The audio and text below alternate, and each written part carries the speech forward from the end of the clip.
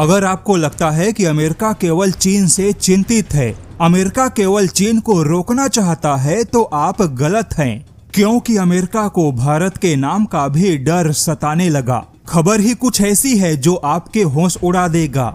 America दिखाता कुछ और है लेकिन करता कुछ और है। जैसे कि सतह पर अमेरिका तो पूरी दुनिया को यह दिखाता है कि वह तो किसी भी हाल में चीन को रोकना चाहता है। जैसे कि अमेरिका ने फिलीपींस में अपनी सेना को तैनात किया। चीन पर दबाव बनाने के नाम पर अमेरिका ने फिलीपींस में अपने सैन्य अड्डों का भी निर्माण किया। इसके अलावा अमेरिका ने ताइवान को भी अरबों डॉलर के हथियार बेचे। यहाँ तक कि अमेरिका यह कहने लगा कि जिन देशों को भी चीन से खतरा है वह देश अमेरिका से हथियार खरीदे, क्योंकि जो देश अमेरिका से हथियार खरीदेंगे फिर अमेरिका उन्हें चीन से सुरक्षा देगा।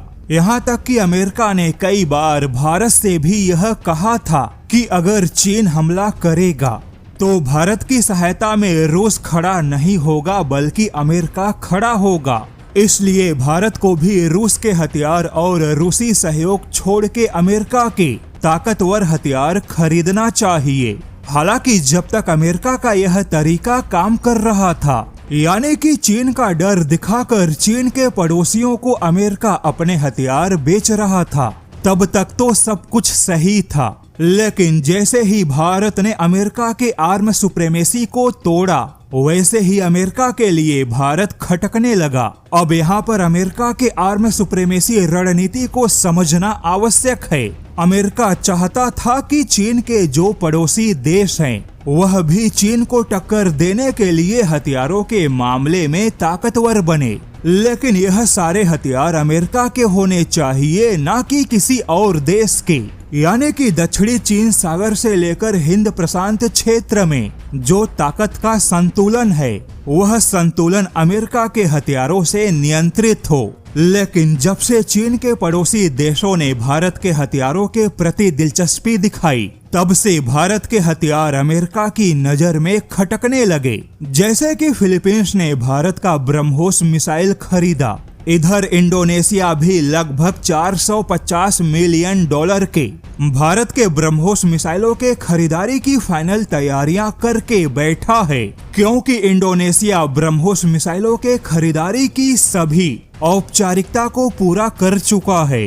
वहीं चीन का एक और पड़ोसी वियतनाम भी भारत के हथियारों की ओर झुक गया। अब ऐसे में यह सारे देश भले ही चीन के चुनौतियों से निपटने के लिए अपनी तैयारियों को मजबूत कर रहे हैं, लेकिन अमेरिका को यह बात खटक गई कि इन देशों ने अमेरिका के हथियार छोड़ भारत या किसी और देश के हथियार को चुना।